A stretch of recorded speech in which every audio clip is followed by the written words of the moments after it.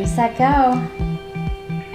Good afternoon, it's Robert and Julia Miller with the J. Patel Group and Rethink Real Estate with another exciting real estate update. So exciting. So exciting. Good to be back. It is good to be back, yeah. Took a week off, but we're back and refreshed and ready to go. It really wasn't a planned day off, but it was a decided day off. We were busy, so that was good. Yeah. Had a lot going on, so we needed the breather. Okay, what episode are we on? Oh, wow. 113. Ooh, lucky 113. Yeah. Okay, please like and subscribe so we can continue to grow our viewership. Share us with your friends, and we appreciate it. Well, and definitely subscribe so that you stay up to date with the latest real estate news. Yep. Go for your joke. Well, we'll figure out what the main theme of this is as we go through the news and put it right here. I'm sure it's going to have something to do with rates. Probably. Yeah. Joke? You ready? Okay. I'm ready. I just want to know what person decided to call them marijuana dispensaries and not gas stations. What? Am I in trouble again? Say that again? What was it? I missed it. What person decided to call them marijuana dispensaries instead of gas stations? That makes so much more sense and catchier too. That's right. It's catchier. I like that. Grass station. Gas station. Drive-through? Drive-through, yep. Wow. Brilliant. Pay at the pump. All right. Pay All right. Little Nancy was in the garden filling in a hole when her neighbor peered over the fence, interested in what the cheeky-faced youngster was up to. He politely asked, "What are you doing there, Nancy?" "My goldfish died," replied Nancy tearfully without looking up, "and I've just buried him." The neighbor was very concerned. "That's an awfully big hole for a goldfish, isn't it?" Nancy patted down the last heap of dirt, then replied, "That's because he's inside your cat." I had a feeling that was coming. Because the cat ate him. Oh, poor Nancy, poor goldfish, poor cat. Poor cat. All right, moving on. Moving on to some news. Give us some good news. Oh, wait. History. History. Let's go with a little history. In 1981, Walter Cronkite anchors his final CBS Evening News. I can't believe it was 81. 6th. Yep.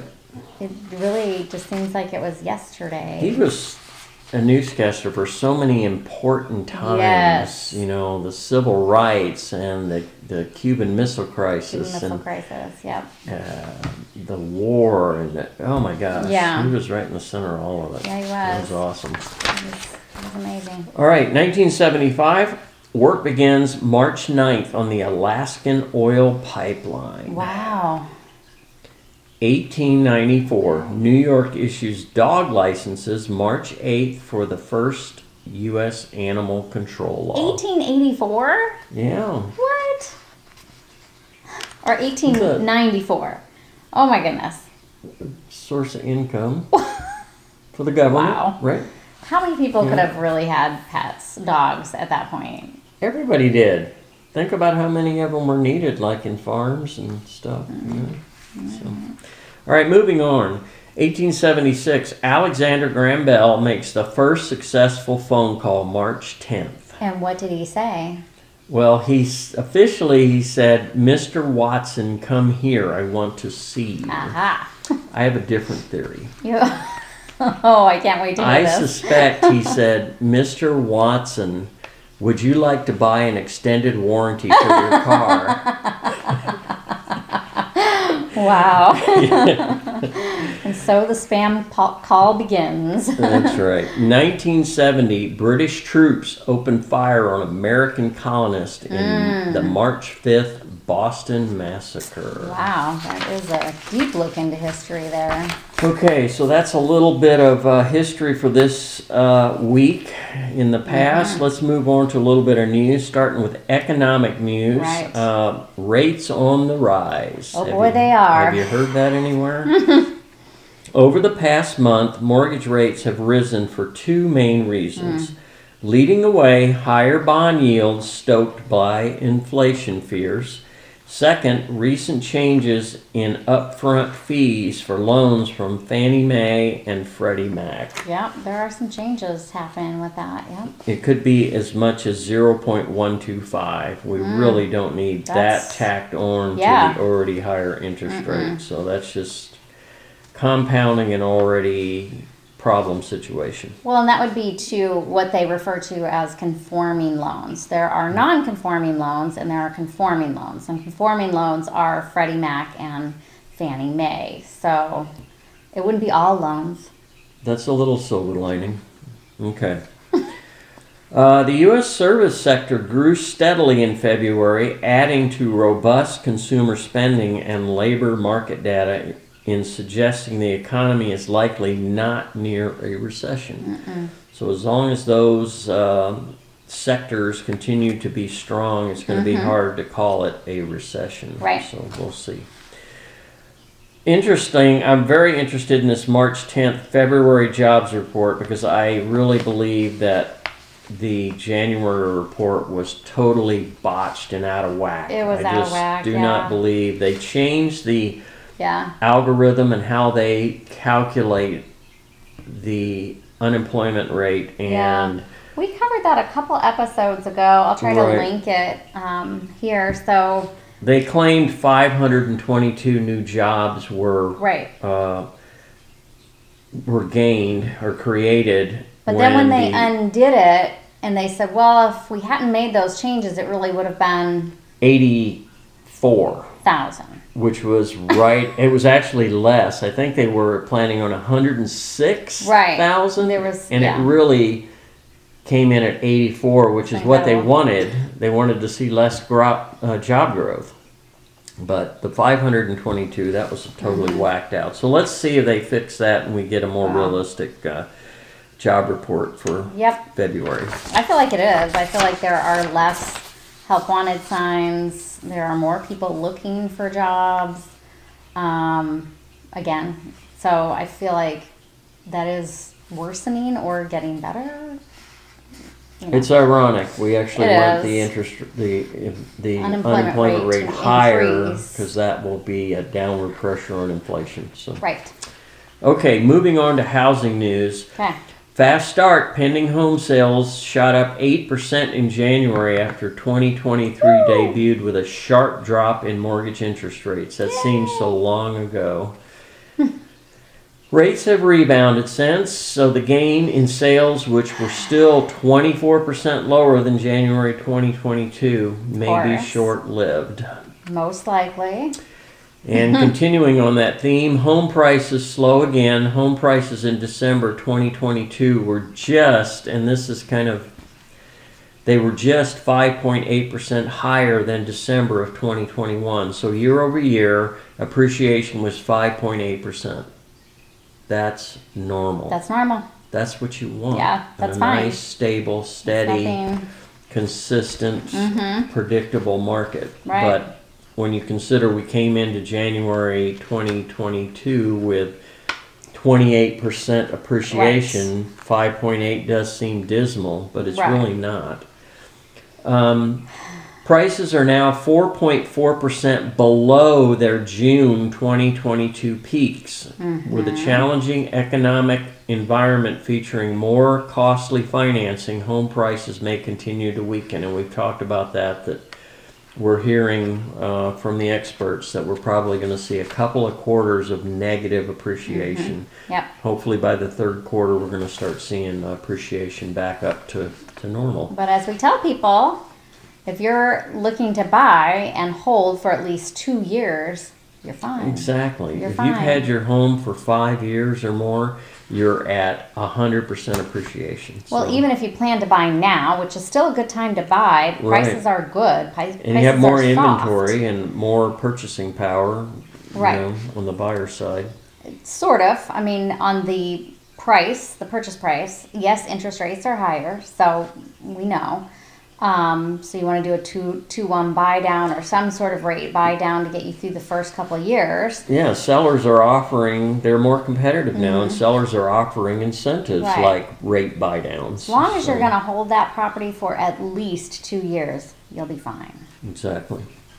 All right, moving on to regulatory news. The Fed's inflation gauge, the 0.6% jump in January's core personal consumption expenditure index. PCI. Try again. PCE. You even practiced and I still did got practice. it wrong. That's Wow. because it ends in index. So anyway, PCE. Indicates the Federal Reserve may have more work to do. The Fed follows core PCE closely because it adjusts for changing consumer habits, such as choosing lower priced goods, giving a more accurate picture of cost of living. We are definitely doing that. Yeah, we are following that trend with. At the grocery store, you look at that bell pepper, We organic. love going all organic, but But when it's $2.99 or $3.99, whatever it is, you're like, for a pepper? What am I thinking? Is something wrong with me? And you go down to the regular peppers and they're 99 cents. You're like, well, that's not great, but that's at least better than $2.99 right. So for a pepper. we're finding ourselves shifting in our buying habits. Yeah. So I understand why they kind of look at that to get a better idea. Homeowners with low rates on existing mortgages are clearly de-incentivized from buying another home at a higher rate. So that just makes perfect sense to explain why sales are so slow. Sales are down, why inventory is down, because it's just difficult for somebody that's sitting on a 2.75 loan to go, okay, we're going to sell. I'm going to give up that 2.75 interest rate. For and I'm gonna 6.99? And I'm going to go get a 6.99 on my next home. It's just tough. It's heartbreaking, honestly, as their realtors trying to help them. It's heartbreaking a little bit because, they need to move or want to move. Yeah, some have no choice. And so, yeah, it's not the happy time that it should be. Okay, more than 40% of all current U.S. mortgages were originated in 2020 and 2021. There was a lot of refi going on that time. And they refied at all time and originated originally at all-time low rates. That's good for homeowners who locked in cheap loans, but tough on the Fed, which is raising rates to cool demand. Hot off the press this morning, U.S. stocks slide pressured by Powell's willingness to accelerate rate hikes. This was today at 10:25. Oh, Jerome's at it again. U.S. stocks slid sharply early Tuesday as investors absorbed Federal Reserve Chairman Jerome Powell's message to Congress that the central bank will not rule out bigger interest rate rises in order to tame stubborn inflation. Right. So he's saying, we did 0.25 last time, but that's not going to stop us from doing a half next time if we need to. Half or hopefully no more than that. So. Well, thank you for that glimpse of I wish I could have given you a lot better news. It's a little gloomy today, but full transparency. We're not here to. It's the news, to give a puff story. We're going to tell you what's going on and tell you where it's at. Tell you what it is. Yep. All right, rates. Bring us the rates. Unfortunately, are up. 30 years 6.518, and again, because we skipped a week, this is actually great to do a 2-week comparison. It is, it really shows you what 2 weeks has changed. Right, in the last 2 weeks anyway. 6.518, we're now at 6.773. Ouch. Whew. 15-year 5.867, it's now over 6 at 6.129, and the VA was at 6.080, it's now at 6.337. Wow. Again, inventory, this is also a 2-week comparison. The inventory has dropped pretty substantially. We were at 15,249 active listings valley-wide. This morning we're at 14,520 active listings. Wow. Again, sellers have no incentive to list their home when they're sitting on a 2.85% Right. Peoria dropped from 471 down to 452, and Surprise dropped from 722. They're under 700 now at 696. A little closer to home, Trilogy at Estancia stayed the same. They have 53 available homes. 468,000 is the most affordable. 1,275,000 tops the list. Days on market for you sellers, 81 is what they're averaging. Yeah. Estancia Village actually ticked up 2. They went from 53 to 55. Price range 340,000 up to 1,125,000. Okay. Days on market pretty high. 107 days on market for the village. We topped 100. Wow. Okay. Yeah. Blackstone Country Club down to 7 homes available, 550,000 the most affordable, 3,280,000 still tops the list, and they are sitting at 97 days on the market. Wow. Portobello is down to 23 homes available, 438,000 the most affordable, 920,000 is the most expensive. Days on market 107 days, so it's taking a little while to turn those homes over in Portobello. The Grand. Almost slipped there. 146 homes available, 268,000. We're probably finally seeing a little movement on those condos. Could be. They're still overpriced even at I'll have to 268, but 268 the most affordable, 1,090,000 the most expensive, and they are averaging 80 days on market. Okay, so a little lower. So that's good. Sun City West, 196 homes available, 199,900 is the most affordable, 925,000 the most expensive, and they are sitting at averaging 77 days on market. Yeah, it is an average. Westbrook Village dropped quite a bit. They're down to 30 active listings, 292,000 the most affordable, 550,000 tops the list, and they are sitting at 80 days on market. Also at 80 days, okay. Finally, Trilogy at Estancia sold the last 30 days. It's up to 11 homes, so there's definitely activity during this, what we consider the high season for active adult. Still 11 homes during the high season? That's so low. Well, but we've been sitting at 5 and 6, so it's definitely doubled. There's also 23 under contract in Trilogy, so that's very healthy. Yes. Estancia Village sold the last 30 days, 15 homes, very good, and under contract in the village, 25. So it's definitely still a seller's market. Yes, but much more balanced. So buyers have a lot more bargaining power, in my opinion, to get negotiations, and get the best deal possible. Yeah. All right, that is our report for today. I hope everybody has a blessed week, and we will see you again next week. See you next week.